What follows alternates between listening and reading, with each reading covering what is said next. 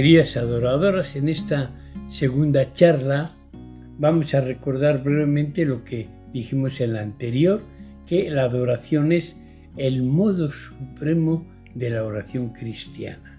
Estamos en lo más alto, adorar. No hay oración más profunda que la adoración que tenemos habitualmente. Es una oración, decíamos, que nos llena de asombro, que nos centraba en Dios, que utiliza un lenguaje de amor y de agradecimiento, y que por eso hemos de hacerla siempre, como decía Jesús, ¿verdad?, en espíritu y verdad, entregando y abriendo, por así decir, todo nuestro ser al Señor. En esta charla vamos a profundizar en este modo de orar, la adoración. Profundizamos. Lo primero que tenemos que decir es que no hay adoración sin previa Eucaristía. La adoración es siempre prolongación de la Eucaristía. La prueba la tenéis que el ritual litúrgico nos dice cómo la custodia, va a haber exposición, pues el sacerdote toma la custodia y la pone encima del altar donde se ha celebrado el santo sacrificio de la misa. Es un detalle que no es insignificante ni fuera de tono, sino profundo. Cristo sigue con nosotros precisamente porque antes se ha entregado en el sacrificio de la misa. Por eso el teólogo José Antonio Sayés, que yo le he conocido, le he tratado bastante, decía: ha sido una constante de la Iglesia la práctica de adorar a Cristo presente en el sagrario. La adoración de Cristo en el sagrario es un deber y una obligación de la Iglesia, que quiere agradecer esa condescendencia de que Jesús haya querido quedarse con nosotros. Estaré con vosotros hasta el fin del mundo, gracias a esta prolongación de la Eucaristía. El que quizás, como todo, lo ha expresado mejor para mí ha sido San Agustín, cuando dice él una frase como audaz, dice: no solamente no pecamos adorando la carne de Cristo, sino que pecamos precisamente si no la adoramos. Por eso en la Iglesia primitiva, la Eucaristía era adorada únicamente en dos ocasiones. En el marco de la misa se adoraba la Eucaristía y también cuando se llevaba la comunión a los enfermos.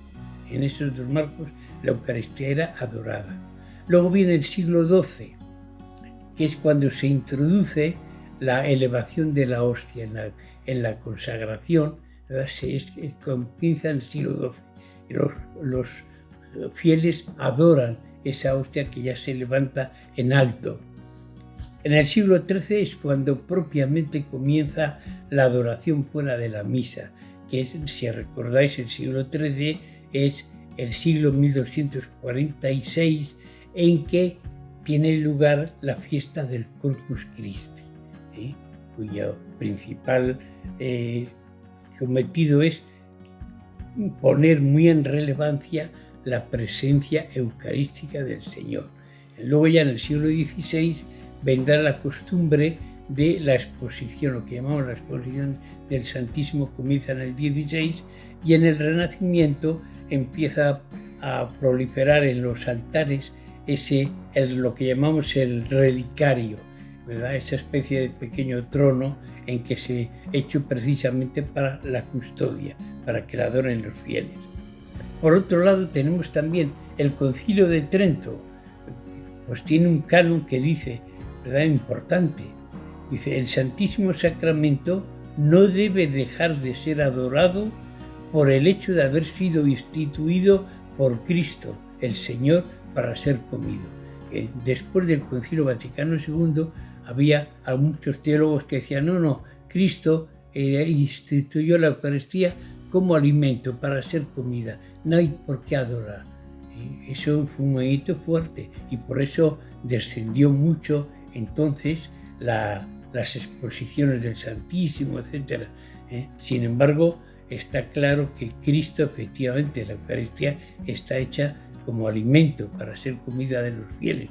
pero ¿quién me dice a mí que Cristo me da su corazón, su ser entero, y luego me niega el poder charlar con Él, el poder estar juntos?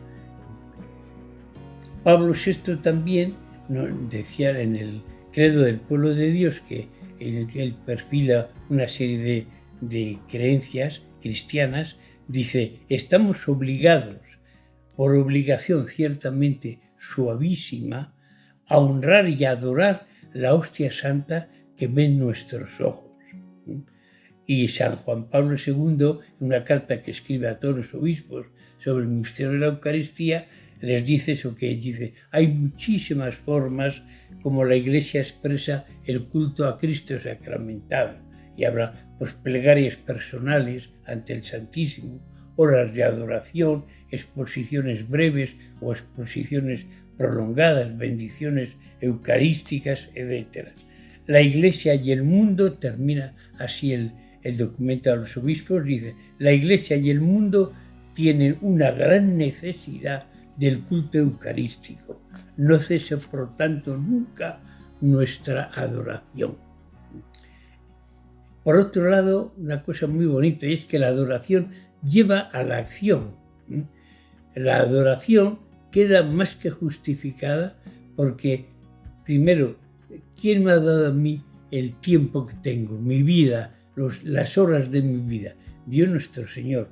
¿Qué menos que le dediques una parte de tu tiempo? Dale esas moneditas a Dios para estar con Él.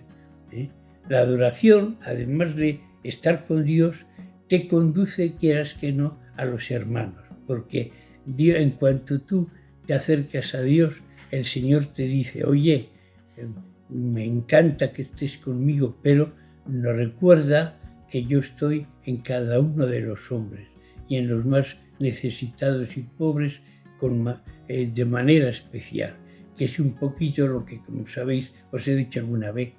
La Madre Teresa de Calcuta, cuando se encuentra con aquel periodista que la afeaba el que estuvieran 2 horas al día ante el Santísimo, todas las monjas, pues le dice al periodista que: mire, nosotros ciertamente gastamos tiempo abundante con el Señor, pero es porque de esa manera, viéndolo a Él y estando de hito en hito mirándole, luego nos es muy fácil reconocer el rostro del Señor en los moribundos de las calles de Calcuta. La comunión también, ¿verdad? Que esto es muy bonito, es adentrar a Dios en nosotros, adentrarlo, unirnos estrechamente con Él. Y como Dios está en todas partes y tú, a través de la comunión, has adentrado a Dios, pues puedes llegar a abarcar esos lugares tan distantes como puede ser, qué sé yo, Nueva Guinea, Alaska, Japón, la India. ¿Por qué? Porque estás con Dios y Dios está en estas lejanías que son como diría yo, de alguna manera, cuando yo estoy con Dios, me pido dentro de mí y Dios es el que está en todo el universo, yo estoy con Él. Y por tanto, en cierto sentido, estamos abrazando a todas las naciones con el cariño de Dios. Porque es en el fondo, pues estamos haciendo lo que decía Benedicto XVI en la JMJ de Colonia, cuando dice: mirar, en numerosas partes del mundo, decía a los jóvenes alemanes, hay un extraño olvido de Dios, pero quien ha descubierto a Cristo debe llevar a otros hacia Él. Una gran alegría no se puede guardar para uno mismo, es necesario transmitirla. Por tanto, la adoración nos lleva a la acción. Y además es un aprendizaje para la vida futura. No olvidemos que en la vida futura la principal ocupación va a ser adorar a Dios. Alguno dirá: qué aburrido, toda la eternidad adorar a Dios. No tengas miedo, que no te vas a aburrir en absoluto. ¿Por qué? Porque despojados ya en el cielo de todas estas limitaciones terrenas, la adoración va a constituir el más exquisito de los placeres. Cierto que sí. Y si queréis pues leer, mirad, yo os diría leer el capítulo 4 del Apocalipsis, ¿verdad? Y ahí veréis cómo miríadas y miríadas de ángeles no cesaban día y noche de cantar: Santo, Santo, Santo es el Señor Todopoderoso, el que era, el que es y el que ha de venir. Y postrándose adoraban a Dios, al que vive por los siglos de los siglos.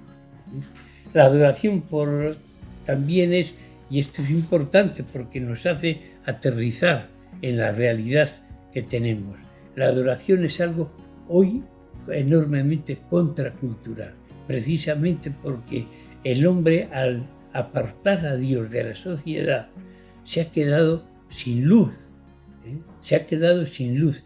La luz del hombre, que es la de la razón, es, que yo diría, como la de una luciérnaga, muy poquita. Con eso apenas puede conocerse dónde está el bien, dónde está el mal.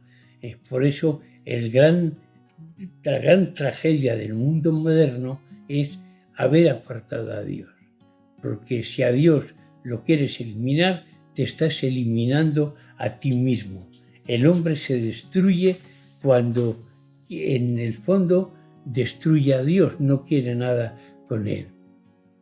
Y finalmente vemos cómo, que es lo que decíamos, que la Eucaristía celebrada lleva a la Eucaristía adorada.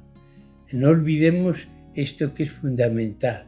Nosotros en la adoración estamos regustando lo que queda, lo que sobra, diríamos, de esa celebración que ha habido previamente.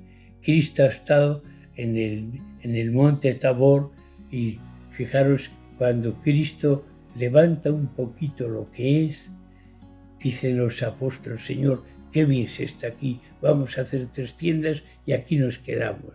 Bueno, pues esta sensación de gozo y de alegría es la que vamos a tener para siempre en el cielo, para siempre.